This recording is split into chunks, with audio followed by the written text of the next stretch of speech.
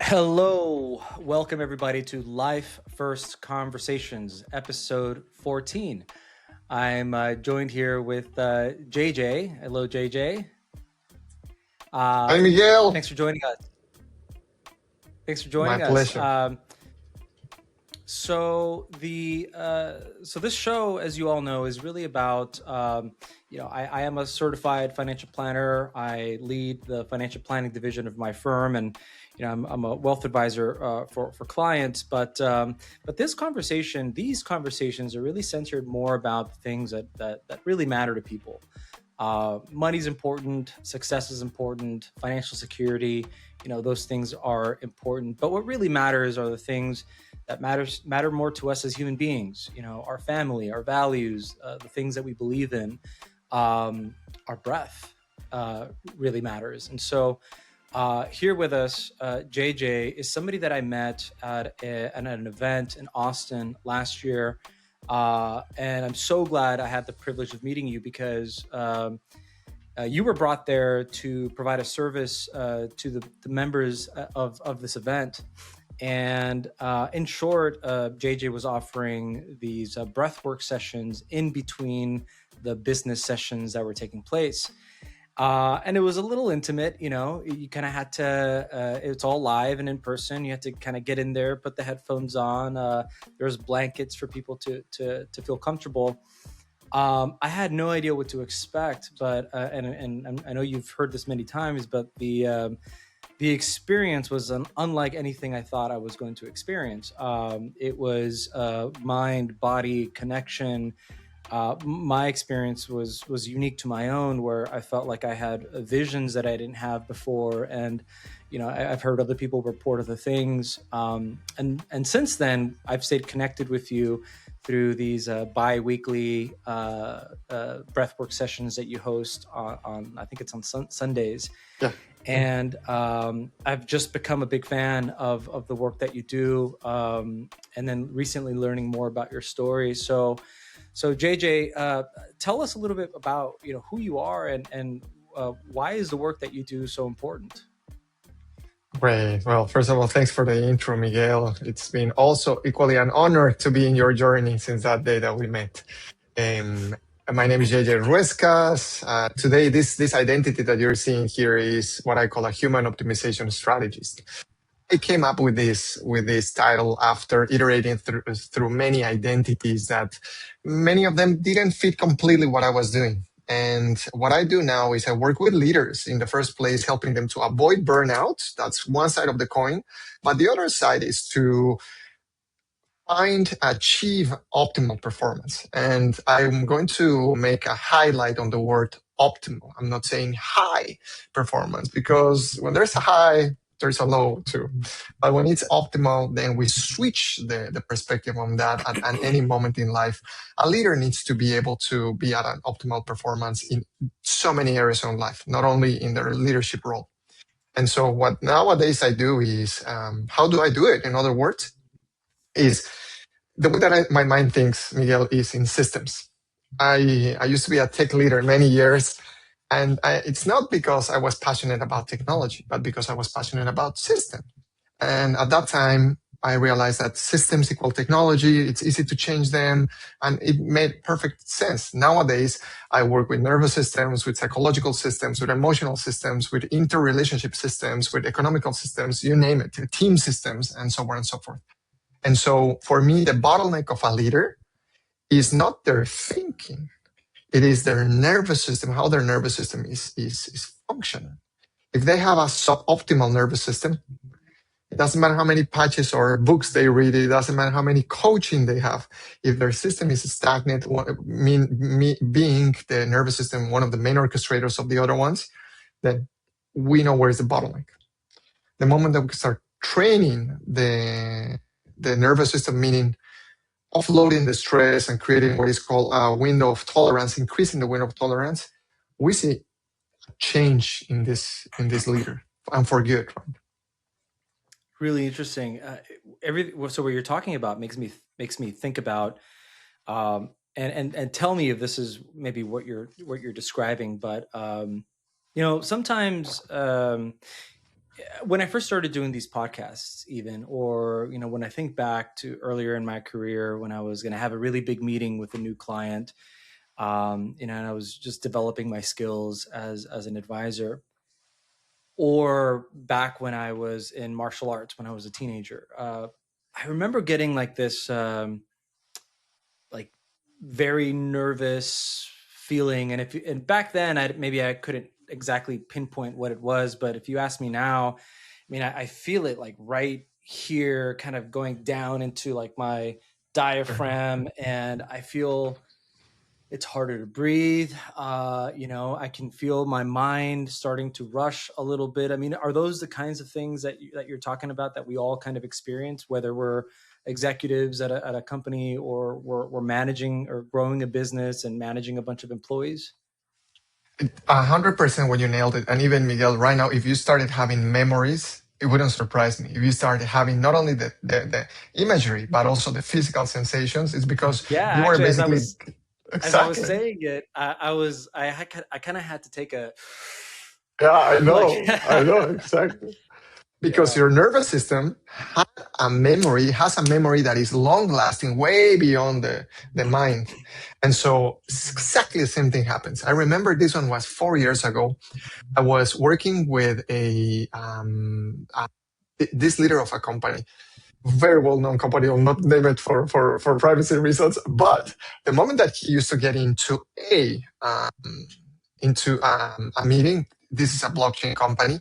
Uh, Somehow he would snap at people. He would become aggressive, like passive aggressive. Okay. And so we started working, and we started realizing that his mind was creating this idea that his COO, the one that he appointed to be COO, was against him. Mm.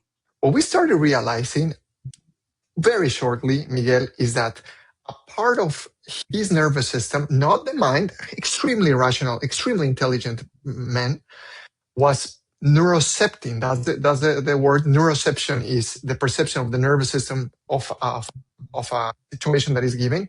Was a faulty miss one. It's basically what a veteran will feel after they come back from combat and then fireworks fire in 4th of July and then go back into fight or flight. Something similar. It's something that happened when he was 9 years old, and he got basically ashamed of something at school, and then their parents ashamed him. And it's like 9, 10 years old. Okay, that this interaction was reminding him of, and therefore he was acting not as the man that is the CEO and co-founder of a big company. He was acting as a 10-year-old. Mm. So we had to do is like, okay, observe and connect with the body, like, and memories started popping up. And then we had material to work with. Got processed, the nervous system digested that one. And then it took a few times. It's not like you do the switch and voila, no, we're good. No. The same way that it got trained, we need to retrain for increasing the window of tolerance. And therefore, after that, interaction completely shifted. It's not that he forced the CEO to do something. He changed because he realized that there was no need to defend himself, that this person was not attacking him, in other words. So often I hear, what you're describing is, dealing with, I mean, it could be dealing with traumatic events. It could be dealing with things that we've experienced in the past. And I've done my own therapy. I think many of us have. I mean, especially this day and age, it's kind of impossible not to. But Yeah, it's like see, flossing. You have to floss and you have to have therapy. That's it. Both. yeah. Um, and it seems like the approach that's often taken is, we deal with the past by remembering it, trying to figure out, and then there's a lot going on cognitively in our brains, where we're changing behavior patterns, we're changing our relationship to maybe what happened in the past. um Help me understand from a, maybe like, how does focusing on the breath, or even more broadly, focusing on my nervous system, which is much more internal, and something that it's free, right? We can do that at any point. How does that help, or and maybe even in a different way, help address those same issues that we may be dealing with and discussing with in therapy? Yeah. So I myself have therapy. I've had many therapy for years, but that is just one level or one section of how to deal with let's call it like this, coping strategies that the our nervous system has learned. So uh, why do I emphasize on the nervous system? The nervous system is basically an organic machinery that is continuously 30, 65, 24 hours absorbing information. What do I call information? It is all the things that we see, all the things that we hear, all the things that we smell, all the temperature, the touch. Our nervous system is receiving hundreds of megabytes of information, if not terabytes of information at this moment, all at the same time. Okay. But our mind, which is a different type of intelligence, I'm going to separate the intelligence of the body, of the nervous system, versus the intelligence of the intellect. Our intelligence is so tiny. Right now, you and I are focusing on the words that I'm uttering, and then a part of our brain is making sense of them, and we're creating an understanding of that. And it's only until I tell you if you would be able to, for example, notice the temperature in the room, that you place your attention somewhere else. I'm like, oh, I can feel it. Or if I would say, Miguel, notice the texture of the chair where you're sitting, right? That your attention goes there. So one thing to understand there is that the nervous system processes information, the mind processes information, but they do it in very different ways.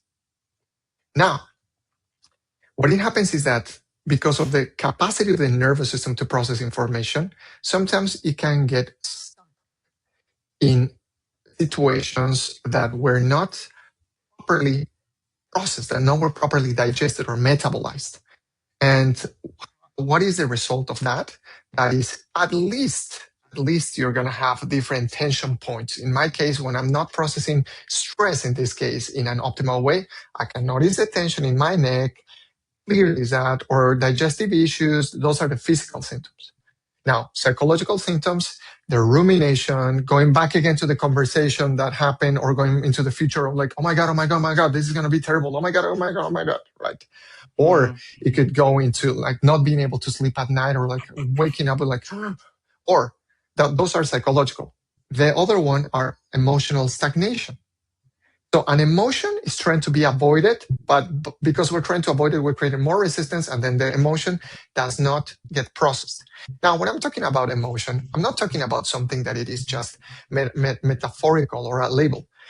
An emotion in our body has a neurochemistry associated with it, a neurochemistry.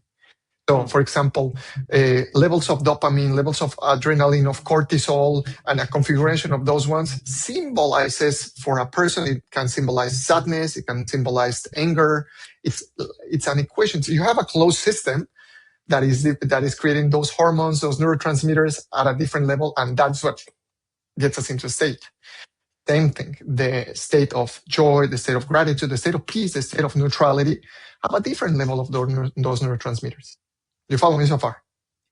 I do. And the only thing that comes to my mind as I'm hearing you say all this is, wow, we are a complex being. Yeah. And I will call it a beautifully complex being, because there are layers and layers of intelligences and systems within systems. As I mentioned, the nervous system has a type of intelligence. Our mind, as we call the mind, rational and mathematical mind, has a different type of intelligence. So I call layers of intelligence. We can talk about that later. But for example, if we go to therapy, we're mostly trying to talk therapy. Let's put it this way to simplify. Talk therapy is fantastic at dealing with cognitive intelligence, rational intelligence, but it may not understand what are the underlying, the substrate of some of the issues that are happening there. So I can tell someone, why are you feeling sad? Oh, I think it's because of this, but the memory is faulty. But the memory of the nervous system has to be on point, even though it may be faulty. What do I mean? If you're sleeping at night, even if you're sleeping, Miguel, there's a radar going with you. It's called neuroception. If you hear something from one of your kids, you will immediately go like that, right? So your body wakes up faster than your mind.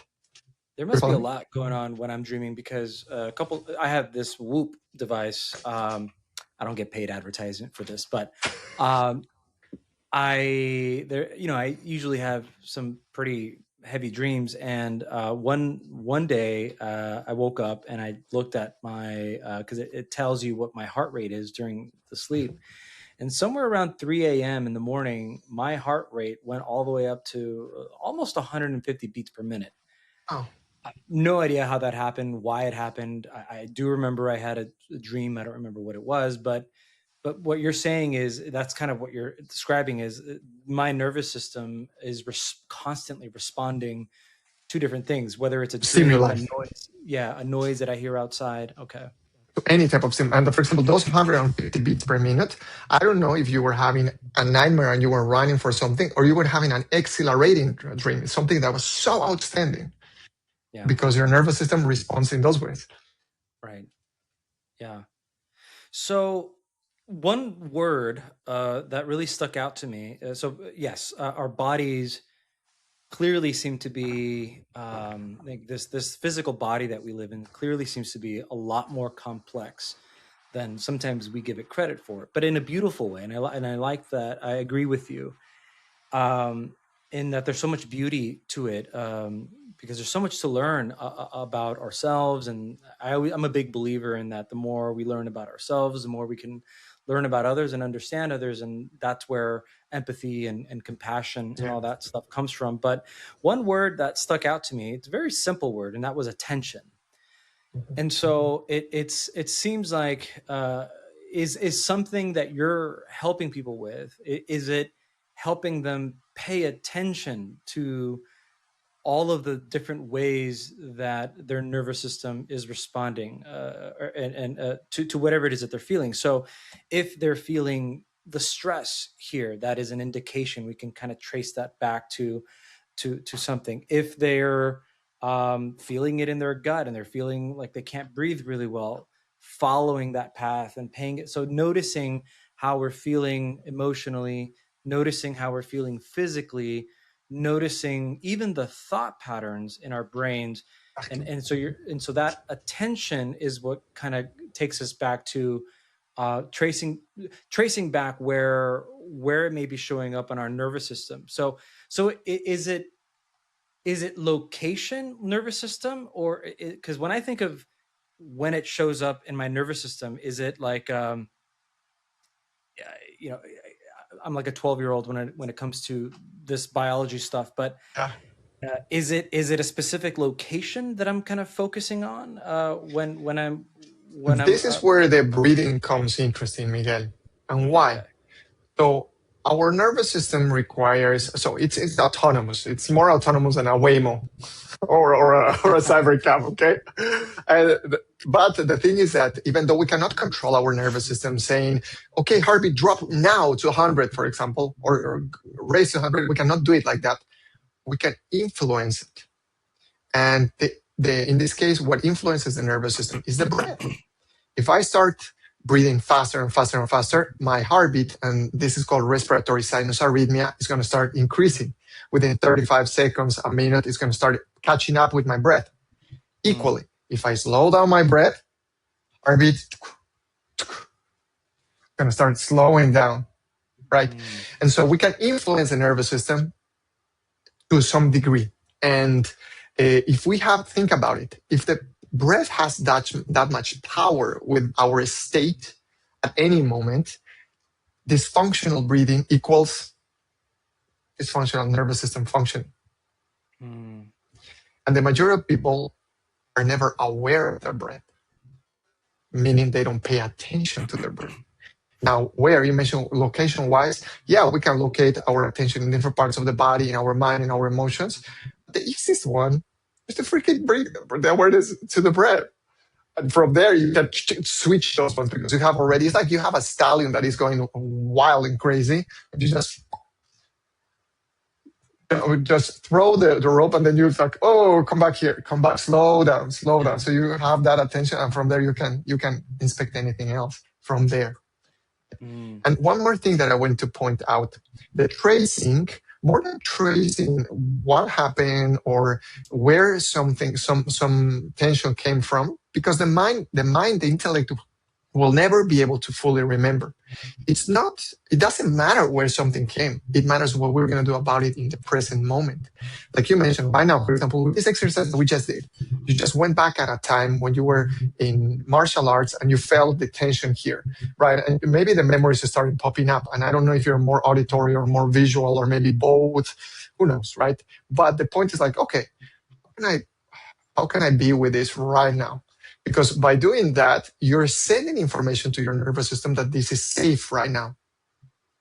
Maybe it wasn't at that time. Now this is safe. And so that sensation below or above the diaphragm is going to start fading. And that's how we retrain the nervous system. So it's in a way it's using all these different modalities at the same time, right?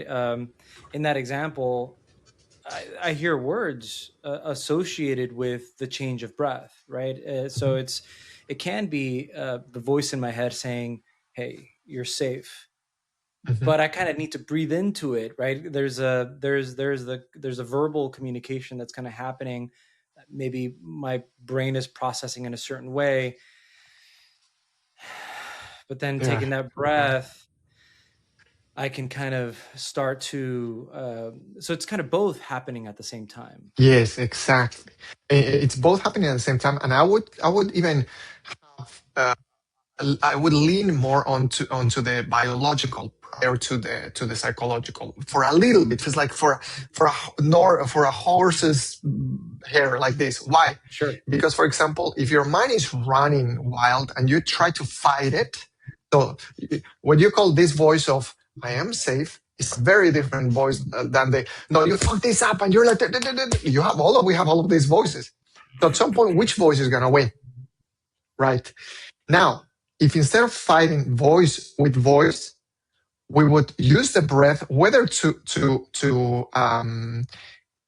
as I mentioned, to take control of the rhythm of the breath, or even hold up the breath consciously, intentionally hold it, you're removing oxygen from the brain. And by removing oxygen from the brain, all the voices are going to drop, and your attention comes back to "Give me my oxygen." Yeah. And that's another way to like pull the cord on the horse and like stay here with me. And from there, rebuild the relationship again with the mind, with the body, etc. Yeah. I was talking to you before we hit the record button, and I was sharing with you that just today, I try to do breath work at least once a day. Doesn't happen all the time, but lately it's been very meaningful to me, and there's just been a lot going on in my life, and at a high level, it's just been a lot of things just accumulating: work and family, pressure, responsibility, tasks that need to be completed. And as I'm saying this, I'm remembering to take deeper breaths so to not resurface that. But I was feeling that anxiety last night, and then waking up this morning. And so I did, some breath work that I do. And what I ended up noticing that happened at the end of it, it was clarity. It was like those things still exist, right? I know that there's all these pressures and demands that need to be met at some point. But it all kind of boiled down to, I don't know, it was like this wise self that just kind of rose from that and said, all right, well, what's the first thing I have to do? And kind of approach it from that perspective. But I was only able to do that because I was in a very calm, grounded, not, oh my God, there's all these things happening, and then analyzing all the things that I could have done differently, the days before. And so that to me was pretty powerful. But I think that's kind of what you're also talking about is leaning into that breath work, allowing the breath to kind of regulate your body to maybe be in a position where you can make better decisions. Yeah, you're nailing it with two things: the clarity and the decisions. And now let me add a little bit of context there as well, which is, imagine this: when we go to sleep, our brain, if I will take a neurological standpoint, and I know that I'm leading a lot on the scientific here, is we go through a process that it is the lymphatic system taking over, not lymphatic, the lymphatic with a G. Basically, is flushing all the toxins that have been accumulated in the brain. Hopefully, we have an optimal time for recovery, and that flushes out, especially things that have been stuck in terms of neurochemicals in the brain. Okay. So that's the reason if we hopefully had a good night of sleep, we were like, oh, the day after, oh my God, last night I wasn't a human. Today I went back to be a human. We can achieve the same type of cleansing of the neurochemicals that have been stuck in the brain, getting into different breathing practices. Now, for example, the one that you have, that you and I usually have during every other Sunday online, it is what we call superventilation, which is the huffing and puffing. It's like a workout for the nervous system to offload stress. That's the reason many leaders come to my session, because they want to have the high impact. It's like HIIT training for the nervous system, and then boom, clarity comes after that. I have so many leaders that come with notepads, and then the moment that the session ends, they turn and they start taking notes, right, of potential ideas, of new solutions to problems that they have, and they keep moving on because their brain is clear, therefore their mind is clear. And on the opposite end, we have functional breathing. So the functional breathing is no need to go to have 1 hour of time, whether online or go to a studio, but instead, how do we practice micro dosing of breathing practices, literally, that can be practiced throughout the day, that keeps us in maintenance mode continuously. Whether it's right before a meeting or right after the meeting, and also, okay, we had a heated meeting. Instead of jumping into the other one, give me 2 minutes. I'm going to go to the restroom, and in the restroom, shaking a little bit, inhaling slowly, regulating through the breathing and the movement. And with me, you've seen it's a lot of shaking. It's not only the breathing. Yeah. So, and all of that cleanses the stagnant neurochemistry there, especially cortisol and adrenaline, and then clear the mind for next meeting. Is that why, movement, I'm thinking about dancing. Is that why, for me, if somebody were to ask me, what are the times where you feel like at your peak happiness? For me, it's dancing, like salsa music or something like that. My heart rate is up. I'm moving around, but there's something to just moving my body in a way that is just so fluid and not careless, but just free. It's free. They're free. Is there something to, what is it about the movement in connection with the breath that can either bring us? Is it joy that we usually get? What does it do for us? That takes us into the realm of peak performance, or that is the work of Mihaly Csikszentmihalyi and flow states. And so let me ask, when you're, for example, dancing salsa, Miguel, do you lose track of time? Yes. That sense of carefree is like you lose track of, or you being tired, or you feel needing to go to the restroom or eating. Do you lose track of that? Yes. Is it not too difficult, not too easy, but right in the Goldilocks zone? Yes. Right, that depends on the partner as well. Right, yeah. Depends on that. And at the end of the dancing session, how do you feel? I feel happy. I'm cheesing super wide. Yeah. So that what we just described is called STIR: selflessness, timelessness, effortlessness, and richness. So those are 4 elements that describe how your nervous system specifically gets into peak performance, into a flow state. The flow state is exactly like this. For other people, for me, is, for example, solving problems. I'm a problem solver. If you put a problem in front of me, I'm hooked into this one. I'm hooked into it, right? Or if I'm dealing with a situation with a client, because my perception is like, we need to solve this, I'm all in. Or I was as well. I get into flow state when I'm leading breathwork sessions. Also, I get into flow state. I I am into it, but at the same time, a part of me is out of this. So I am observing myself go through the experience of being JJ while leading a breathwork session. All of this happening at the same time. I've seen that happen. There's been I think once where there was some technology issues, and you just kind of kept going, and you figured it out, and we got back on track, and it could have gone totally wrong. People could have just been, but you solved the problem, but you did so in a way where it was almost like it didn't even happen. That's because I'm in flow state, and obviously there is preparation to go through it. Training, it's going into flow state requires training as well. So as I mentioned, the characteristics of a flow state activity are anything that you lose track of time, you lose track of your physical needs. The effort is not too high, it's not too low, it's right in the Goldilocks, and you feel amazing. So for every person, their nervous system is hardwired to do something different. For you, it's dancing, and plus, by the way, it's not only the movement and the breathing that are in sync, but it's also I bet for you, Miguel, is the co-regulation with another person. It's the connectivity aspect. There's that, and then so this is a little embarrassing, but I'll share it anyways. But a couple of days ago, I was feeling really low. There's just some personal stuff, and we had a death in the family, and I was just feeling so much and even thinking about that, I can feel like the sadness coming back.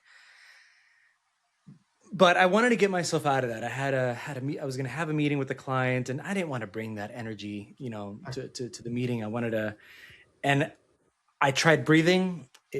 Nothing happened. I did some journaling, didn't work. I was playing with my kids, didn't work, and I was just still feeling like really just down on myself. And anyways, and my wife and my kids left to swim class, and so I was alone in the house. And so I grabbed my headphones, and I just started playing some music. I have like a little playlist that I have, and I never do this, but I just closed my eyes and I shut my blinds so nobody, like my neighbors, won't see or anything. And I just started dancing, like just moving around. Like I don't know what my body was doing, but it just started kind of doing it. And I only had like 5 minutes, but that made me feel so good, and it brought me back to that energy. So that's the peak. So without even knowing, I was doing that. Well, what do you call that? Peak performance, or Flow state, peak flow performance, state? optimal performance, exactly. Yeah, so you were Yeah. getting there. You were getting yourself what I call a micro recovery. That's what I call in my world, in the framework that I developed, micro recovery. So it is not that you didn't know. Your mind may not know, but your body knew. Yeah. You didn't have just words for it until today.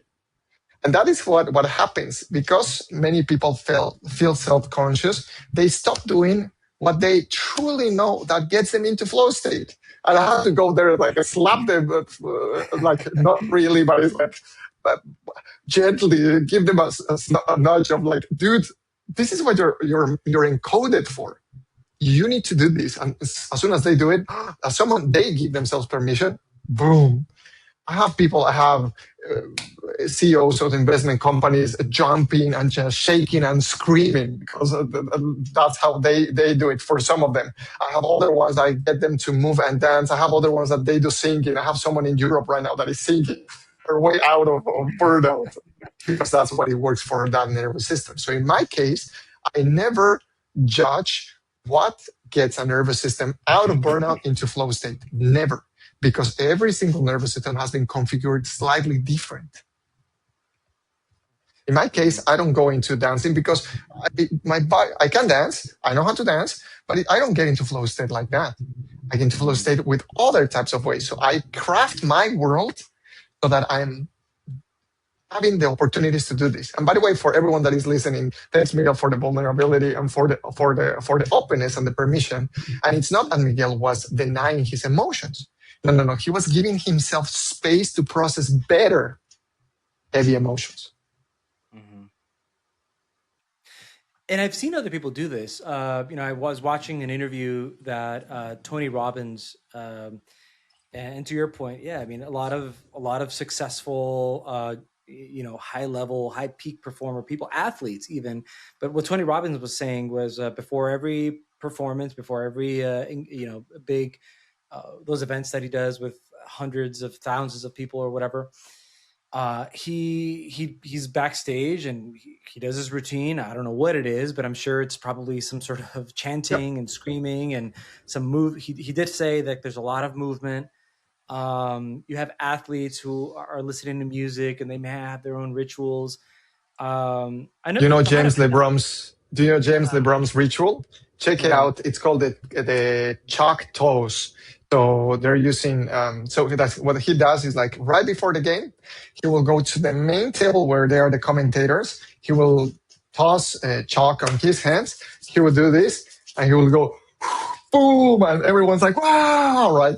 And so what he is doing is he's sending a message to his nervous system that it is time to perform, right? So Mm. we all create rituals. What Tony Robbins, by the way, I've trained with Tony Robbins myself. That's the reason I incorporate some of that here. So it is, I train within his umbrella of technologies, research, Robbins Technologies is called. So what he does is rituals, so peak rituals.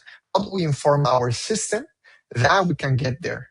I'm trained with Jamie Wheel, and he called something similar. I remember he helped us to figure out what is something that we can eat or listen to or movement to do that informs our system that we're going to get into flow state.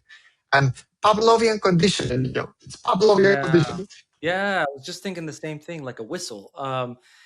And that's what you were talking about earlier. I forget what it was called. It has like a sciencey name to it, but it's basically the nervous system's memory. And neuroception.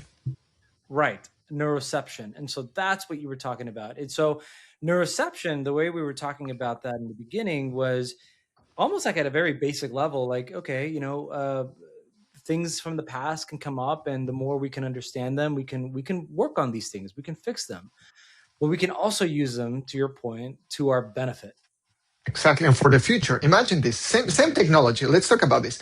So I'm going to put a pinpoint. I'm going to come back here. So our breath is with day since day number one. So my theory, I have a theory, and I call it the bread line or bread line therapy. I call it bread line therapy. My theory is that every breath of our nervous system, every breath that we have ever taken is recorded in our nervous system. That's my theory. Every breath that we have taken since we were born was recorded in our nervous system. Memory capacity of the nervous system is way, way, way bigger than the memory. Okay. So my theory is that at some point, through any of the practices that, for example, you have joined with me, there is one breath that signals the system at a different time in the past. So it triggers those kind of memories. It triggers those kinds of events or state. No wonder why some people start crying, or some people, I have people that have gone back to their birth, including myself, with breathing, with breathwork practices. Holotropic breathwork, for example, is completely focused on that. There is another one called rebirthing for a reason, right? And Mm. those are states that the mind cannot remember. The mind was offline at that time, but the nervous system was on. So Hmm. that is one thing. Now, we can use also the same technology to forecast or to prepare for the future. Meaning, I will get, for example, a leader. They know that they have in a week and a half or 2 weeks a big, big presentation. Yeah. So we will actually use this internal virtual reality that we have, and we will get the context, like created their own dojo. So they will feel the sensations of like, oh my God, I can feel the pressure, and we will work through them so that when they are dropped in the battlefield, they are prepared. So one thing that you will hear me say a lot, Miguel, especially when working with leaders, is we don't rise to the level of our expectations. We fall to the level of our training. We don't rise to the level of our expectation, fall to the level of our training. And if we're training our nervous system to perform optimally under pressure, yeah, you're going to feel the pressure, but you're going to go quicker into relax, see what happens, and then take action. And then when the adrenaline has rise, you can shake it off, etc. But you have performed, or you have made the decision, the optimal decision that you have to do based on the circumstances given. And so this is how leaders and business owners and executives can really use this to their benefit. This is starting to make a lot more sense now. I'm so glad we're talking about this. I mean, if this is very, very interesting. And so how do we go from, so we've talked about, how we can essentially in a way, heal ourselves, right? We can heal ourselves. We can heal our traumas. We can work with our past, but we can also very much work with our future, right? We can use this to perform better. And it doesn't even have to be business related, right? We can show up better for our families. We can do all of those things. But how does this connect? I guess the question I'm thinking about, I don't know, maybe it's a silly one, but I'm thinking when there's times where I'm working with clients, for example, and they have to make a decision on something, and usually it's an investment decision. Um, and sometimes I'm wondering, I have this inherent belief, and I don't know how right or wrong I am, but this inherent belief that we all have the answers from within, right? For we all have heard the idea. I have this gut feeling, right? Can our nervous system and through breath work, can we use that as almost like a truth calibrator, or a way for us to find the answers that maybe we're looking for? Uh, Talking about the different levels of intelligence, right? We go from the most verbal or verbose, which is the mind thinking. And the mind thinks in black and white, in yes or no, in one or multiple languages. It thinks in equations, in numbers. That's one type of thinking. But the nervous system is completely thinking in a different non-verbal, non-structured way of processing information. Right at this moment, you and I, our nervous system, are pumping blood through different organs, are managing all the oxygen saturation in different parts of the body. They're creating salivation. They're maybe digesting. They're doing hundreds of thousands of processes in real time. And we are having this conversation, you and I, right? And so undeniably the body has this connection. And I would say the following first: breathing, staying in touch with the body does not only allows us to heal, because for me, for example, if I would only aim to heal, and if I fail in that goal, I land in nothing. In my case, I aim for optimization. Even if I fail, I land on healing, at least minimum, mm, right? And so having a continuous conversation with the body, meaning the connection that now it's so theorized or romanticized, the idea of mind and body have to be in alignment. Yes, how do you do it? Well, you do it by continuously bringing the attention to the breath, training continuously. So right now, for example, I can tell you, I can feel some tension here or excitement. In this case, it's tension, but because of the excitement. It's not because I'm tense and scared. It's because even with excitement, we need to sometimes be tense. It's like when you're playing a game or when you're dancing, you need to have some type of tension that it is good enough to play the game, right? mm, So by having that continuous information, sending like, if the body feels scared and the situation does not require to be scared, we can send information saying, hey, we're good. Or when the mind feels scared, by no reason, we can relax the body, shake, move. We're sending information, then the mind calms down. That's what actually creates this coherent conversation between one and the other one. When that happens, it's easier to detect not only the signal from the thinking brain, but also the gut feeling, because we have so many neurotransmitters and we have so many synapses in our gut. And also, guess what? Art intelligence. So yeah. that's when we go beyond what we normally call rational intelligence. And nowadays, because of the rise of AI, man, we do need to have that not only as a nice to have, it needs to become a must have, especially when you're having conflicted information. You have the data that says don't do it, but you have a gut feeling that says do it. And you have an AI that is doing, you talk to Claude and says something, GPT says the other thing. Who's going to make the ultimate decision? It has to be a calibrated system that, oh, my wisdom says that. So we're not talking about just intelligence. We're tapping into wisdom. Mm. And I'm glad I asked this question, and I'm glad it wasn't a silly one. It seems like there's a lot of there's a lot to explore here.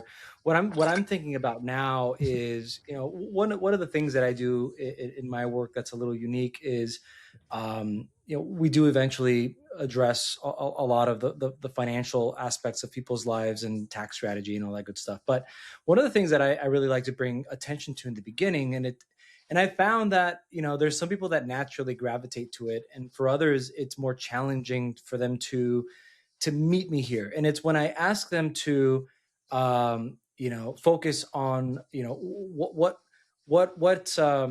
what their values are, or sometimes I'll ask people, give me a vision of what of what it is that you're wanting to build personally for you and your family. Like, paint me a picture of what this looks like. Help me understand it from your eyes. And usually people get really caught up with, maybe it's because they're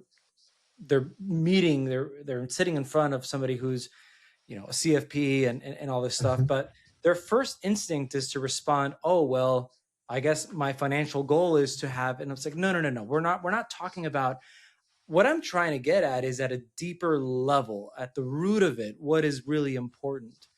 Because another belief or theory that I have is that, our desires are usually much more granular and simple, than we make them out to be. Sometimes we're so focused on, how big our accounts are, or how big the business is getting, or how successful it is, when in all reality we just want to feel significant.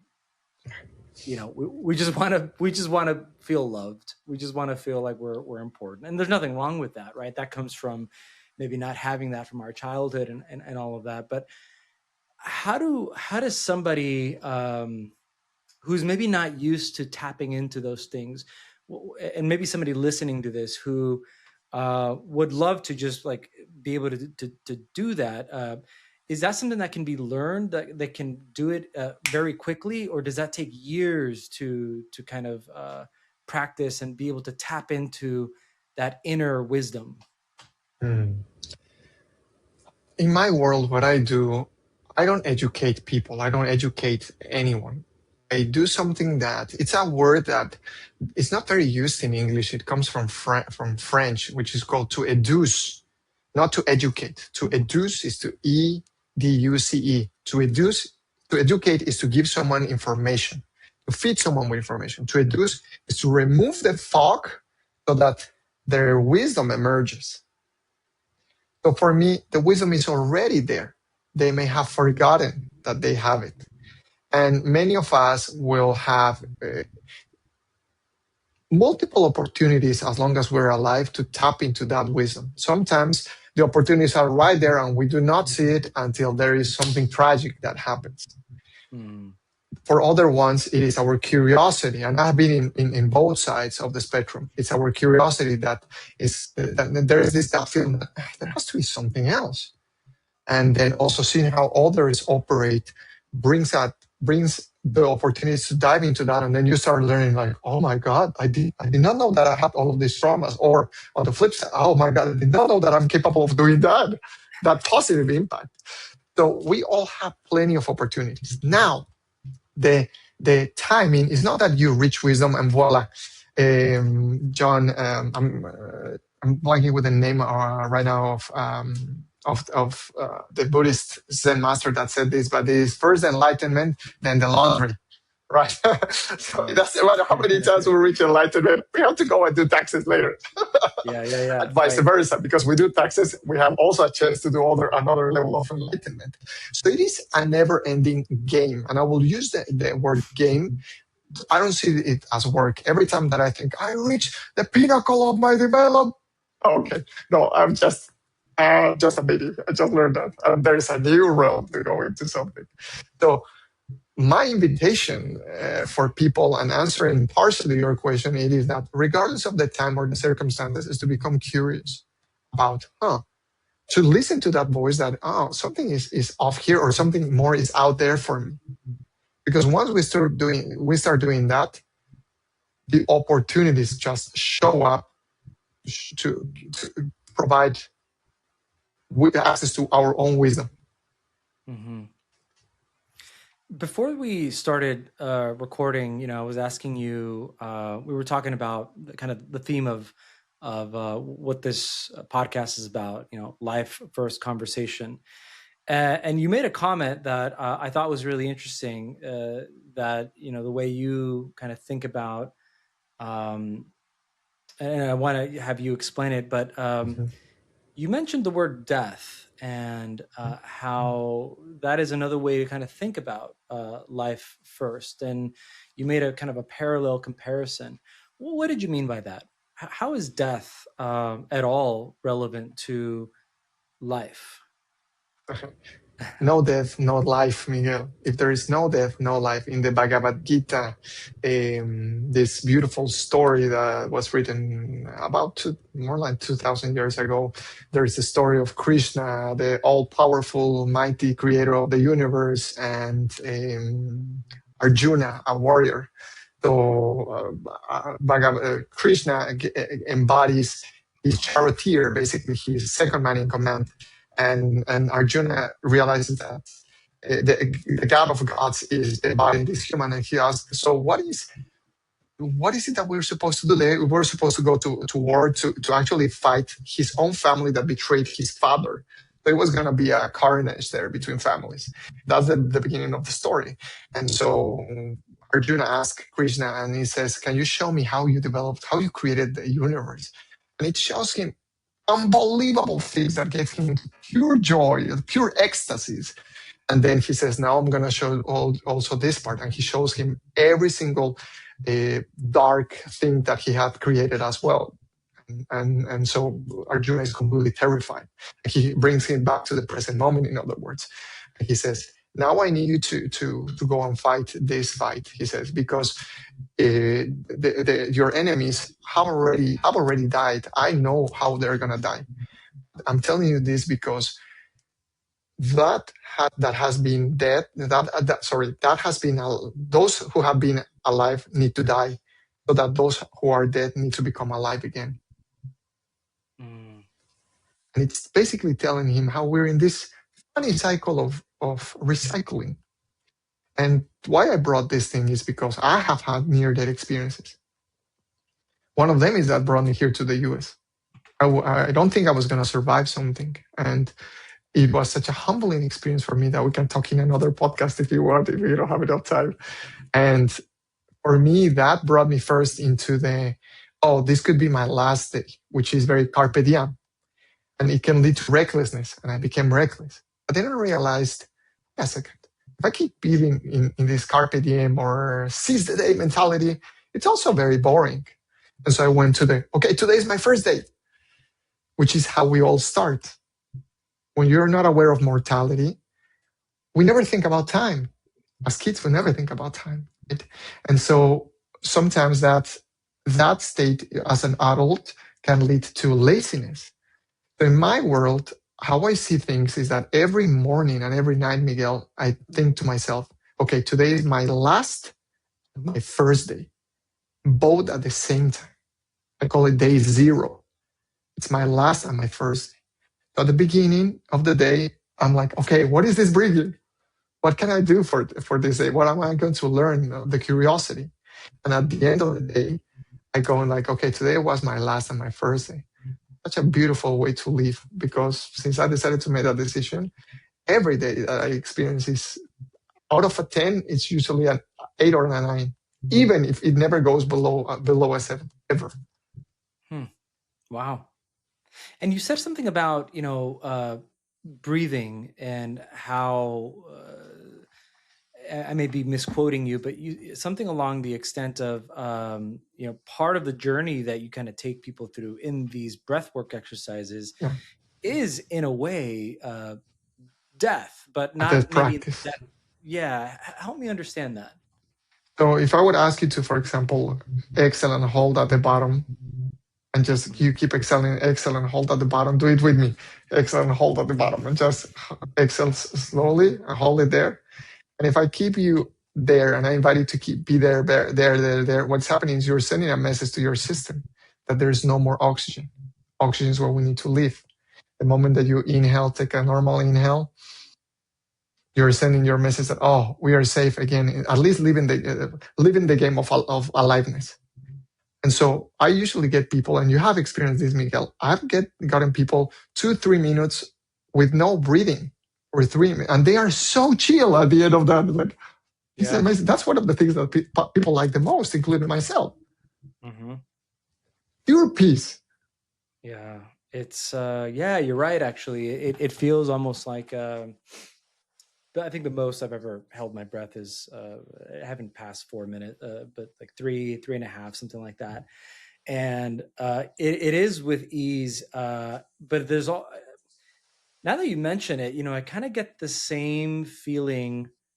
So I went skydiving once, just one time, and I was nervous and scared from the beginning, putting on the clothes, the whole outfit, whatever. And it was a tandem, right? I couldn't do it on my own. From getting onto the plane, from going all the way up into the sky, I was nervous the whole way. The only moment where I felt like I can't even describe the sense of peace. It was that split second between my feet being on the plane and then taking off. There was like almost this just being okay with okay, I I might die, and suddenly nothing else mattered. Like it's like, you know, but I get a glimpse of that just for like even if it's a second or 2 seconds when I'm holding my breath. And so and then yeah, then I breathe it back in, and it's like, and I notice that when I breathe, take that breath again, my heart rate will increase for a little bit and then will slow back down. Exactly. And you nailed it, Miguel. But we are actually, I think I showed you that we're doing this study with the Muse headband. Did I tell you about that? You might have, but please, yeah. Let me see. If I have it here, I'm gonna show it to you, because what we are doing, I have a small group of scientists, and so what we're doing right now is we are measuring actually the brain waves. So what we're doing, here it is. What we're doing is actually manufacturing alpha or flow states, or manufacturing flow states through breathwork. Now, regardless of every person has a different type of getting there. Some people dance, some people solve problems, some people paint, some people, you name it. But through the breathwork protocol that I developed, we're hacking something that anyone can access to in real time, right? And that's another way. I'm not saying replacing, but it's another way to create alpha state. So right now, for example, this is the Muse headband. So it's the Muse company that we're partnering up. And one of my protocols is part of the app right now. And we're tracking people's brainwaves through an 8-week study. And we're seeing those variations on the heartbeat, those variations in the brain waves. And we're starting to learn many more things and how to optimize even the protocol for every person. Wow, that's fascinating. I always say, there's other podcasts that talk about, what rituals and things and habits you can do to become more successful and things like that. Here we're talking about something that is really important in our nervous system and the effects it has in our past and the effects it has in our future. And I love the way that you put it. If we're aiming for optimization, the least, and we fail, the least we're going to get to is healing ourselves. What does breath work have to do with being a business owner? First of all, sorry for everyone that got disappointed about this episode. Don't hold your breath. Don't hold your breath. The wealth comes, at least from me and my perspective, and thanks to the years that I've been doing this, and with myself as a guinea pig, and then sharing what works with other people and discovering what works for them, comes from this wealth of joy. Meaning, if someone feels fulfilled at the end of the day, for me, it's checked. That's a day worth living. And at the beginning, it may start with, okay, minimal financial resources. I have been there as well, building my own business, etc. Right? I know how hard that it is. And I can tell that it doesn't matter how many millions we have in the bank. If at the end of the day someone feels miserable, nothing's going to pay for that. But the moment that we start getting closer to, so we're manufacturing near-death experiences with breathwork in a controlled way. And a person, when gets there, all the stress gets released. But most importantly, the access to wisdom is that enables them to be here in the present. And that's a type of wealth, a quality of wealth that financial cannot provide this way. This other one is complementary. So why not having multi-dimensional wealth in that regard? Yeah, I think you hit the nail right in the head. Uh, I mean, I think that's what a lot of families kind of strive for. Families who are talking about legacy, for example, and transferring wealth to the next generation. Oftentimes, I feel like people focus on the strategic part of transferring like the physical wealth to the next generation. But when I actually talk to a lot of families and what that actually means to them, and kind of start peeling the layers of the onion, essentially what they're telling me is that they want to pass wisdom, they want to pass, skills, they want to pass, and then when we peel those layers of the onion, it's like, well, what for? Why? Um, Ultimately, what every parent wants for their children and the next generation is for them to just be happy, Yeah. to find joy, So right? They don't want what I them was to. thinking, Yeah, what I was thinking, Miguel, is there is no amount of vanity metrics that will fulfill a simple personal need. exactly. Yeah. I love what you're That's doing. great. Basically, by the way, I really knowing your work. It is so inspiring that you're using wealth, and correct me if I'm wrong, as the entry point for someone to know themselves better, to know what really matters to them, and to act on that. Yeah. I feel like we have a responsibility as financial advisors, as people in this profession. I think we have a responsibility to learn from people like you and others, because as you know, the financial aspect, that's just one half of our brain, right? We have two hemispheres, and they both act and respond to things very differently. And so I think if we can learn to combine both of them and realize that there are some biological needs that we have, and learning how to integrate one of those two things, we can find sure, wealth and prosperity and all of those things, but we can do it in a way that feels aligned, and then it puts us in a position where we may even want to do more than we even thought about.